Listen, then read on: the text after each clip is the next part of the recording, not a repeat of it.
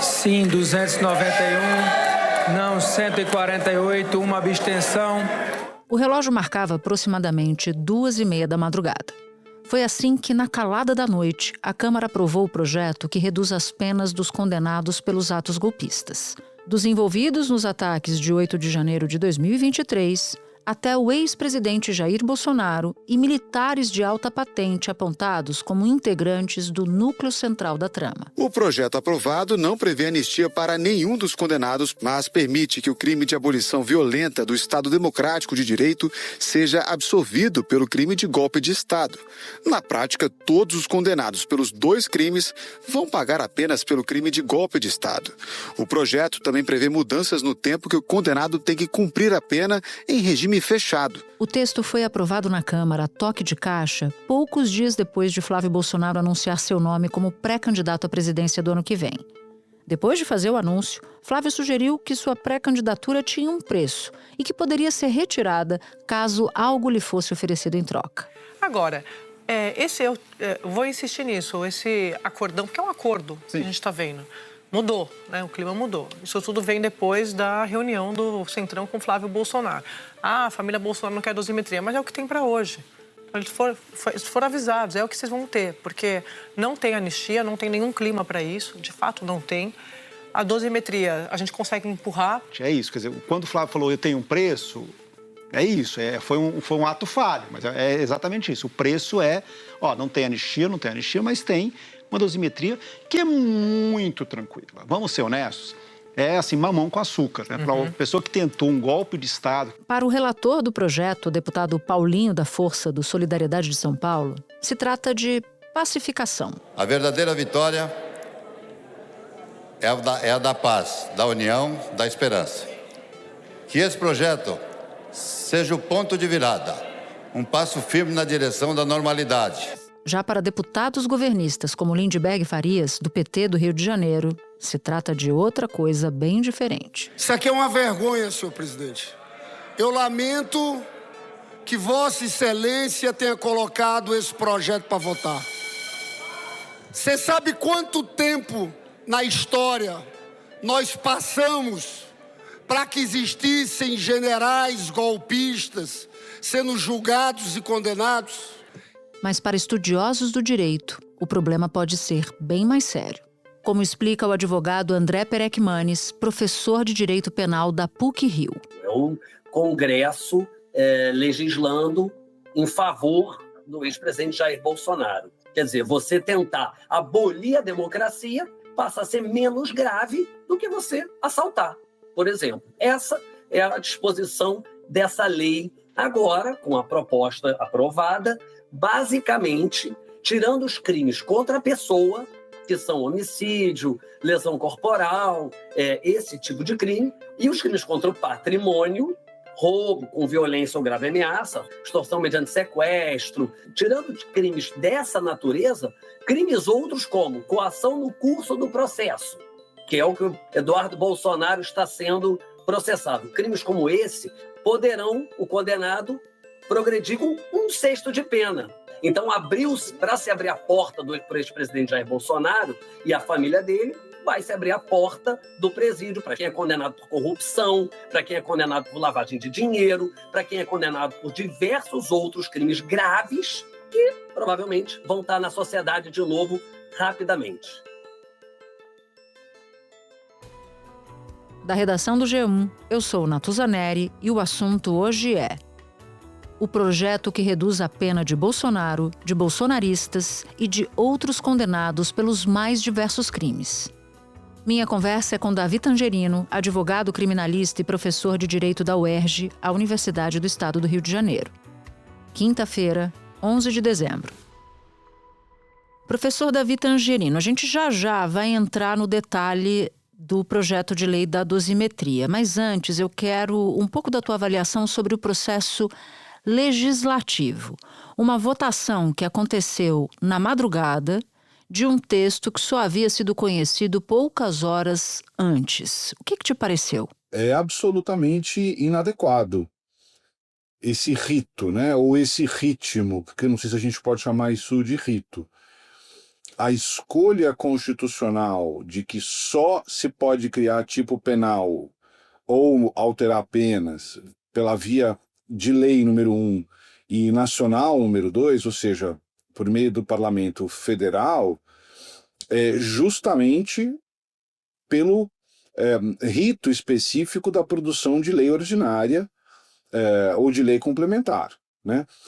Ou seja, com controle público, com debate, com audiência pública, com a calma que a construção de tipos penais ou de leis penais em geral demandam, né? Então, naturalmente, dessa maneira absolutamente assodada, em que a sociedade pôde ter zero possibilidade de reagir, de contribuir, de criticar, vai na contramão do espírito da própria legalidade. Pois é, e está dando a impressão de que tudo mais ou menos na Câmara está acontecendo nas sombras, e isso não é nada positivo. Por que o Hugo Mota forçou a barra para a votação no dia de ontem, apesar de não ter clima nenhum para essa votação acontecer no dia de ontem? Porque ele queria resolver, ele quer que esse projeto seja aprovado no Congresso, e isso significa também no Senado Federal, ainda nesse ano, antes do recesso parlamentar. Esse grupo político do Centrão, que tem outros planos para 2026, por exemplo, um nome alternativo ao senador Flávio Bolsonaro, não querem que esse assunto esteja no radar em fevereiro de 2026. Quer dizer, por que o Congresso está assumindo esse desgaste, que é um óbvio desgaste com grande parte da sociedade? Algo que é absolutamente impopular, em todas as pesquisas mostram. Está assumindo isso para conseguir que Flávio Bolsonaro renuncie e apoie Tarcísio de Freitas e Tarcísio vire o candidato à oposição. É isso o jogo. Agora, olhando para uma das principais mudanças do texto, que culmina na redução de penas, o Supremo já havia entendido que Jair Bolsonaro e tantos outros réus cometeram vários crimes de forma separadas, por isso as penas foram somadas, cada uma delas, pelos crimes dos quais eles estão hoje condenados. Só que a Câmara decidiu que, no caso de golpe de Estado e da tentativa de acabar com o Estado Democrático de Direito, não vale somar. Deve ser considerado o crime de maior pena.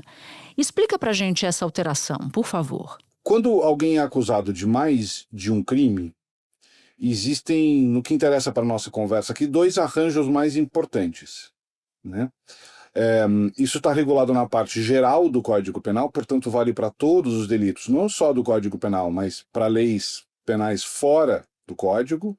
Se o sujeito comete várias ações ou várias omissões de que decorrem vários resultados criminosos, chamemos assim, somam-se as penas. Foi exatamente o que aconteceu no caso que nós estamos conversando. Agora, existe uma regra de acomodação, né, para evitar um excesso punitivo, quando alguém comete uma só ação ou omissão e acaba produzindo mais de um resultado delitivo.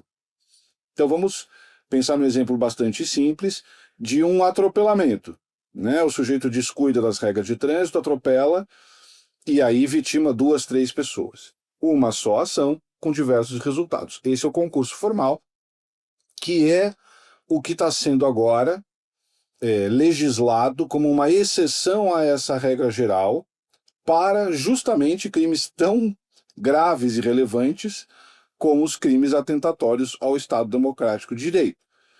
Então, o que essa norma está querendo comunicar? Que se o sujeito tentar impedir a posse de um presidente eleito e no mesmo contexto, seja lá o que isso quer dizer, porque essa é a letra da nova lei, né, ou da lei projetada, ele também tentar fechar o Congresso Nacional ou tentar fechar o Supremo Tribunal Federal, nós não vamos somar as penas, o que seria o concurso material, mas nós vamos pegar o crime mais grave e, à luz dos outros resultados criminosos produzidos, aumentar a pena. Como a lei não trouxe novas frações, nós só podemos imaginar que vão valer as frações da parte geral do Código. Então, aumentar de 1/6 a 2/3. No caso específico do Jair Bolsonaro, ele tinha sido condenado a 8 anos e 2 meses pelo crime de tentativa de abolição do Estado Democrático de Direito, e aí a esse número se somou a pena de 6 anos e 6 meses pela tentativa de golpe. Se essa norma emplacar como está, em vez desses 6 anos e 6 meses, o que vai acontecer é um incremento de 1/6 a 2/3 daquela pena do crime mais grave de golpe de Estado, que era de 8 anos e 2 meses. Tá, para quem não é do direito, o que isso significa na prática? No caso do Jair Bolsonaro, Natuza, eu sei que os números confundem, infrações e tal. Vamos tentar colocar bem o pé no chão. 8 anos e 2 meses foi a pena por tentativa de abolição do Estado Democrático de Direito. O que isso significa agora em números? A primeira turma do STF vai decidir, então, no lugar dos 6 anos e 6 meses que haviam sido aplicados pela tentativa de golpe, esse número desaparece e agora ele vai ser substituído por uma fração dos 8 anos e 2 meses da tentativa de abolição. Se essa fração for no mínimo, em vez de 6 anos e 6 meses, como ele havia sido condenado, vai cair para 1 ano, 4 meses e 20 dias. Então você soma os 8 anos e pouquinho com mais 1 ano e 4 meses, é isso? Correto. E aí passa a ser 9 anos, 6 meses e 20 dias. Agora, como dito, existe um leque grande desta fração, segundo o Código Penal. Ela é de 1/6 a 2/3. O que aconteceria se a primeira turma aplicasse 2/3? Aí agora, em vez de 6 anos e 6 meses, 2/3 de 8 anos e 2 meses são 5 anos, 5 meses e 20 dias. O que representaria, neste último cenário, uma redução de praticamente 1 ano apenas da pena originalmente imposta. O que você está me dizendo, então, é que a primeira turma vai ter que olhar de novo para o caso de Bolsonaro e de todos os outros já condenados para poder recalibrar essa redução de pena, é isso? É isso. Acho até que se a gente der um passo atrás, Natuza, a primeira turma vai ter que dizer se essa criação legislativa é constitucional. Por quê? Porque nós estamos criando uma exceção a uma regra geral de concurso, né? No seguinte sentido, até a data de hoje, todas as juízas e todos os juízes do Brasil analisavam no caso concreto se tinha havido mais de uma ação ou mais de uma omissão e se tinha havido mais de um resultado ou não. Era um critério relativamente objetivo. Porque, claro, vai ter sempre um caso cinzento, nós estamos falando de direito no final do dia, né? Agora você cria uma situação a priorística. Então, imaginemos que o presidente Lula perca a eleição e tente impedir a posse do eleito, mediante violência ou grave ameaça. Não consegue. Como alternativa, dali a alguns dias, ele tenta fechar o Congresso Nacional com violência. O que essa lei está dizendo? Não importa quantas tentativas haja, né? Nós nunca vamos somar os crimes. Então, você está criando uma situação a priorística em que o sujeito já ganha um bônus punitivo justamente para crimes tão graves. Então, é perfeitamente plausível que o Supremo diga que esta exceção à regra geral não tem lógica, né? Não tem nenhum racional de isonomia. A variável aqui é Supremo. O Supremo não está fazendo nenhum tipo de resistência. O Supremo, não é, né, um bloco unido. Mas setores do Supremo não estão fazendo resistência, porque o Congresso não ia brigar com essa turma também.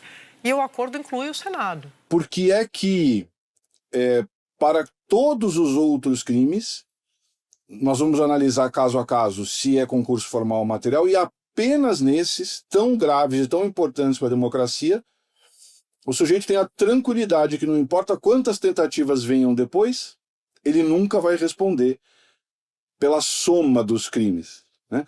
Então, não é difícil nós percebermos esse arranjo normativo como um incentivo àquele que tentou uma primeira vez, siga tentando, porque o acréscimo de penas vai ser marginal, vai até, no máximo, 2/3 do primeiro crime, né? Esse acordo geral e restrito é aquela mesma história do fazer acordo com o STF tudo, né? É a mesma coisa. Sempre acontece isso. No Brasil, a política está se limitando a que os poderes da República se protejam individualmente e entre si. Sempre há um acordo e a coisa vai. Isso é muito ruim para a democracia, mas é o que temos. Então, é muito estranho você ter um novo arranjo punitivo que, de certa forma, passa a mão na cabeça de quem tente dar golpe no futuro.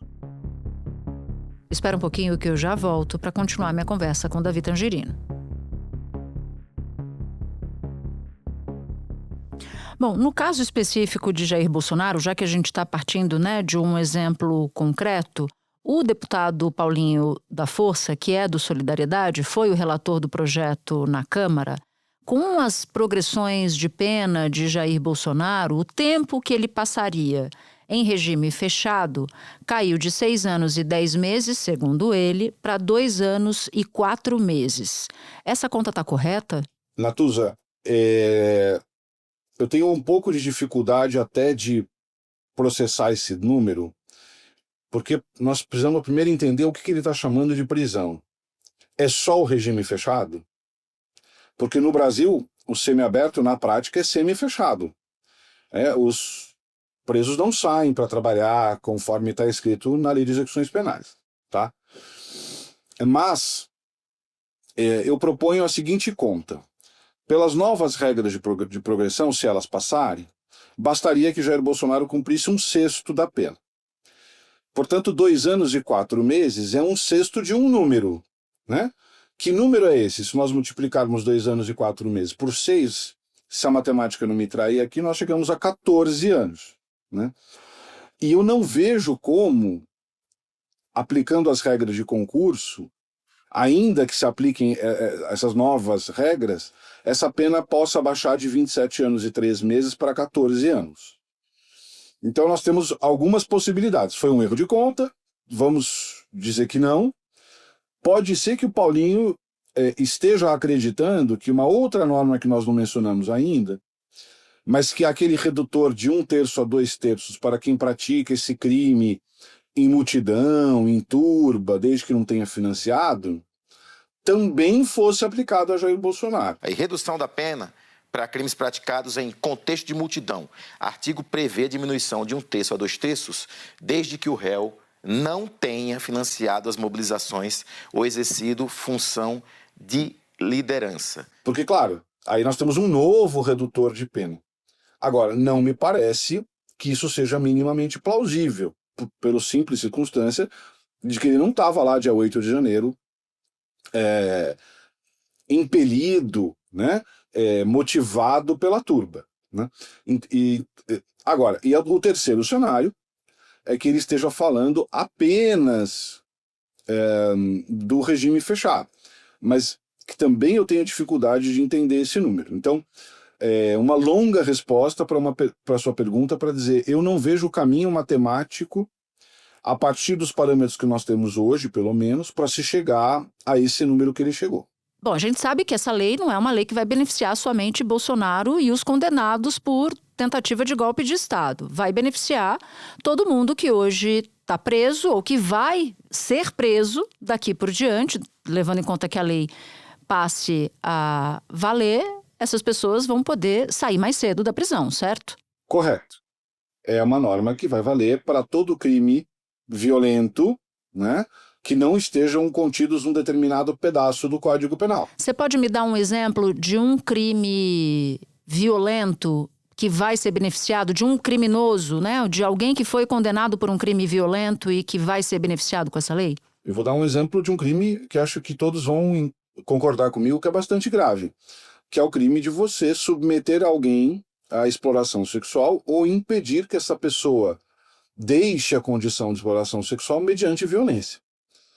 Esta pessoa, se passar esta lei, vai poder progredir de regime com 1/6 da pena, e não mais com 25%. Ou seja, ela vai sair mais cedo do regime fechado. Assim como aquele que usar violência, por exemplo, para ganhar uma licitação. Essa pessoa também vai progredir de regime mais cedo, se essa lei passar. Ou seja, o corrupto, que se valer de uma violência, também vai ser beneficiado por uma legislação como essa. Na tua avaliação, o legislador pensou nessas situações todas? Porque uma votação a toque de caixa, eu fico imaginando que muita gente votou ali sem pensar na gravidade da repercussão geral desse caso, não? Olha, Natuza, pensar e produzir norma penal no Brasil são duas coisas que não costumam andar juntas, né? A produção de lei penal no Brasil é absolutamente ou marcadamente emotiva, eleitoreira, simbólica, né? Fica evidentemente claro que é um puxadinho normativo, né? Tentaram ali criar um arranjo para beneficiar um grupo muito pequeno de pessoas, né? Rompendo com uma lógica geral que deveria operar em qualquer produção de lei, mas sobretudo na penal, que afeta a nossa liberdade, que é que situações materialmente idênticas tenham um tratamento idêntico ou aproximado, né? Então é um conjunto de exceções que, portanto, desconfigura a lógica geral. O senador Alessandro Vieira, ele diz que um dos pontos que tem que ficar em alerta, que o Senado precisa olhar com cuidado, com uma lupa, é em relação à progressão de pena. Porque isso pode ter algum impacto em outros crimes, pode ter um impacto, inclusive, para o crime de organização criminosa. Eu quero imaginar que podem até ter pensado nos efeitos disso, mas o que guiou não foi uma melhora do arcabouço normativo.